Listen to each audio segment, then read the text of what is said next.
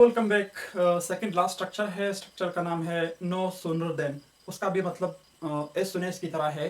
उर्दू मानी है इसके जैसे ही। क्या मानी है इसकी उर्दू की? जैसे ही। जैसे ही मैंने कंप्यूटर खोला बिजली चली गई, जैसे ही मैंने मोबाइल चार्ज पर रखा घंटी या रिंग आ गई। इसी तरह जैसे ही मैं बाजार गया उसने मुझे बुलाया, जैसे ही मैंने पढ़ाई शुरू की बिजली चली गई। तो जैसे ही के लिए दो स्ट्रक्चर इस्तेमाल होते हैं। एक हमारे साथ था जो हम इससे पहले हमने डिस्कस किया, उस स्ट्रक्चर का नाम था एज सुन एज। ठीक है, एज सुन एज का मतलब भी है जैसे ही, नो सुनर का मतलब भी है जैसे ही, लेकिन इनमें थोड़ा सा डिफरेंस पाया जाता है। उस डिफरेंस को आज हम जो है इस वीडियो में डिस्कस कर लेंगे। बहुत ही इजी शानदार स्ट्रक्चर है और डेली यूज्ड स्ट्रक्चर है।